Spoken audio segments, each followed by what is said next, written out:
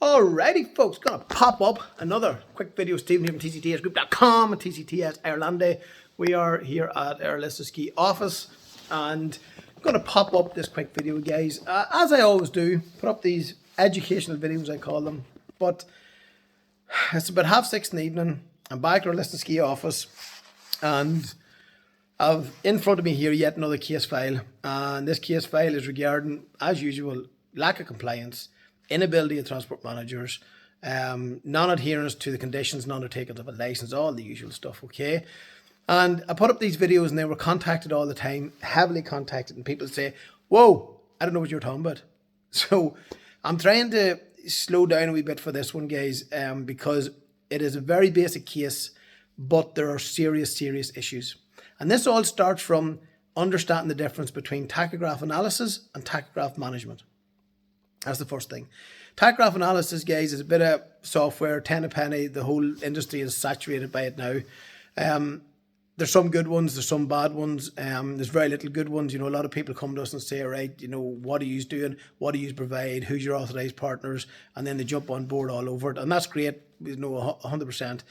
But you have to understand the difference in tachograph analysis and tachograph management. Tachograph analysis is a software that the data goes in and the data comes back out again. As it goes in raw format, then you set up your parameters, you take off your infringements, you look at your driving time, you activate them, driver card inserts, tachograph calibration, all that usual stuff, okay?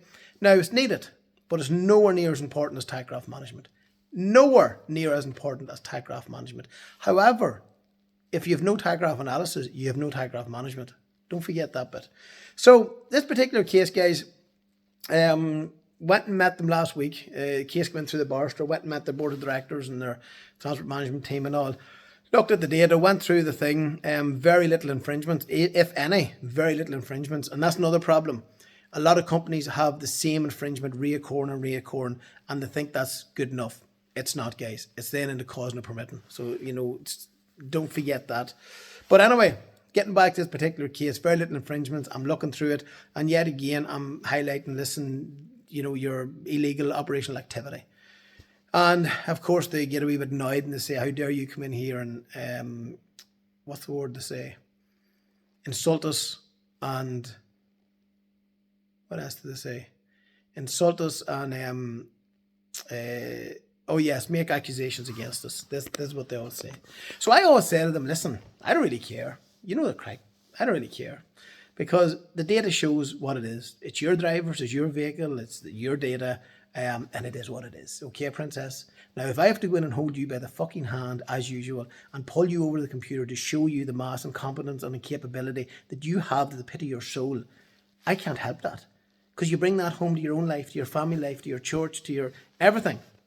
So, this is the problem, guys, okay? This particular company, again, no infringements, but they're using everybody else's card. Cards that we've checked back and the license doesn't even have a category C on it. You know, it might have a C1 by acquired rights. So there's no problem applying for a DigiCard.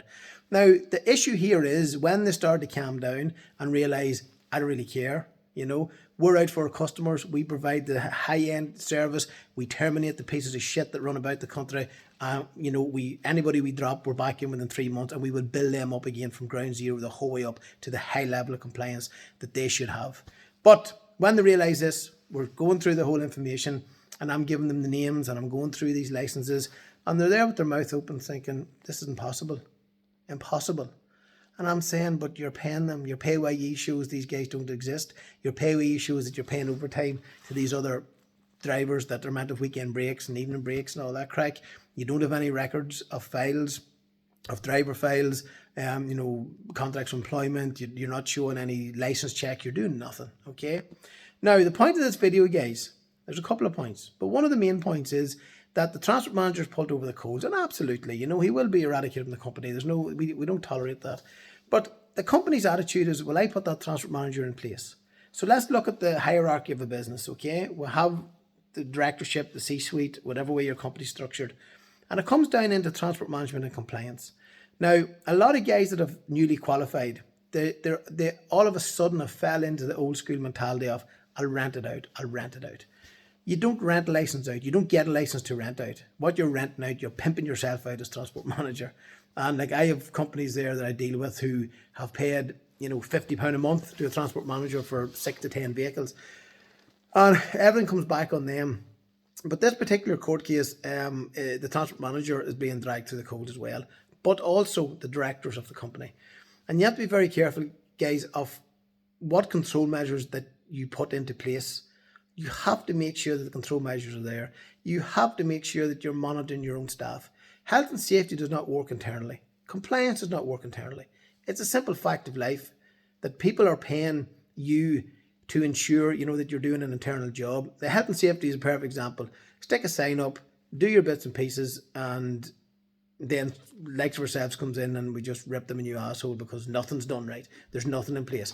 And the health and safety guy could be a damn experienced person. We've dealt with some professional men and women, but the company, or the accounts, should I say, of the company, it doesn't allow them to implement the health and safety measures. And that's okay, and that's why it doesn't work internally. Compliance is the exact same.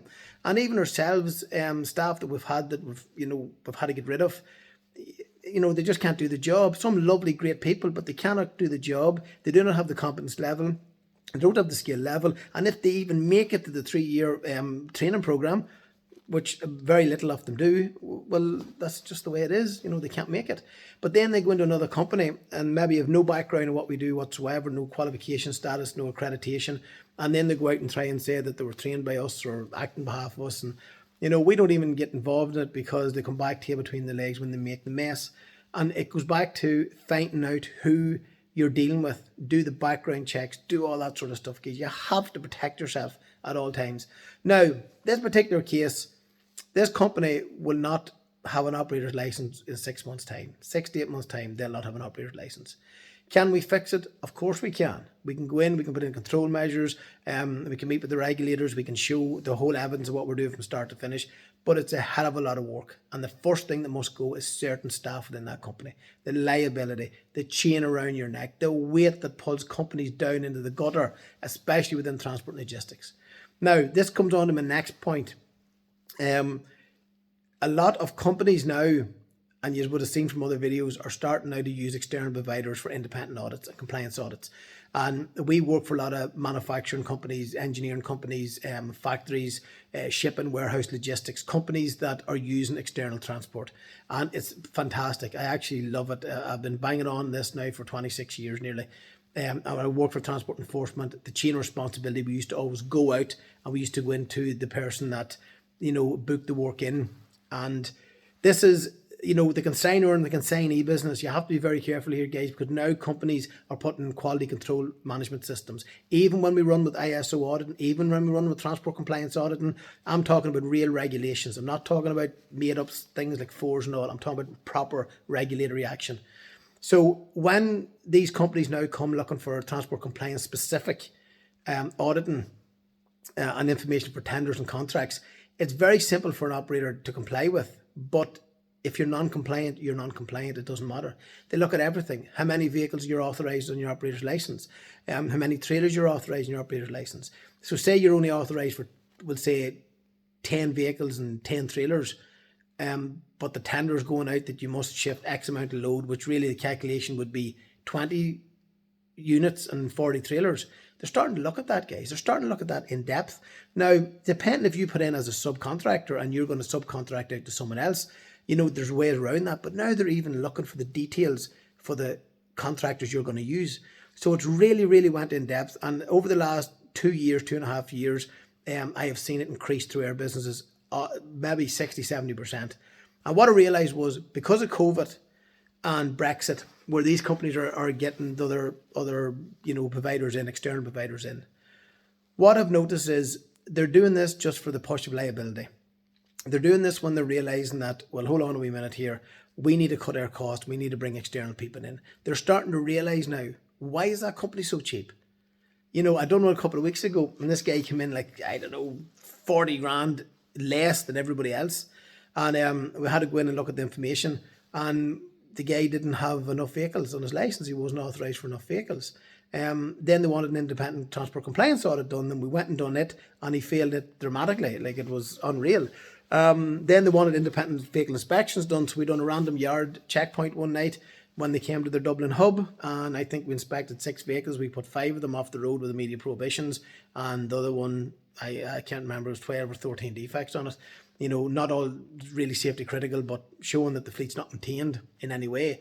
Now, there'll be people watching this, and they'll be shouting at the screen about all these bent operators, and I know this bent operator, he's next door to me and he's up the road, and that boy goes down the road every night, no card in the head, and that boy's overweight, and that boy doesn't have an operator license, and all, etc., etc.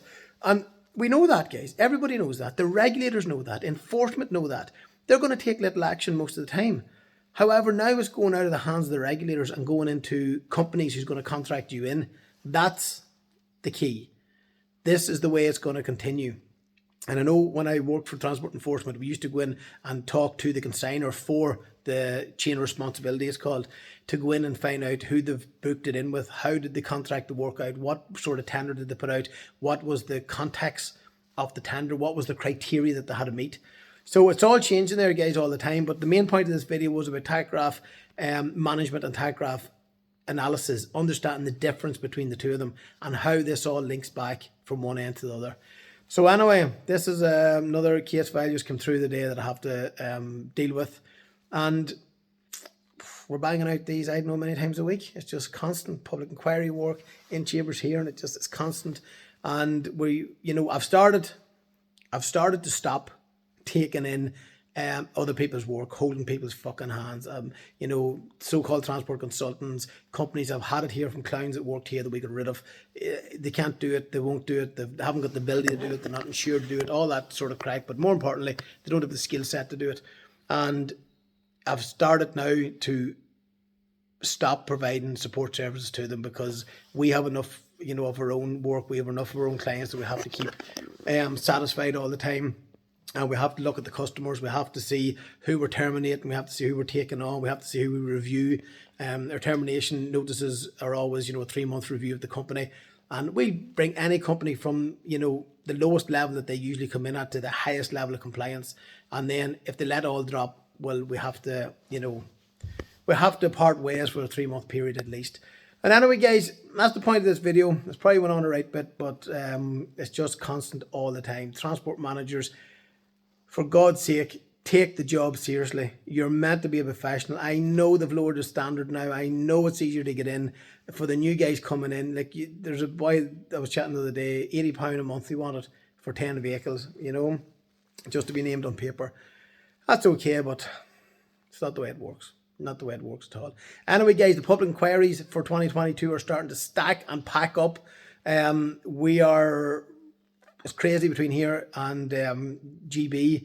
It's just starting to stack up now where I've kind of averaged it out over the next 6 months. We're going to have a lot of staff on a lot of cases, which takes your compliance staff and off the road, which doesn't really help either. So we'll see how we get on with that. And enforcement are starting now just to send out the letter and saying, okay, give me X amount of information, whether it's raw data, whether it's driver files, whether it's evidence of training.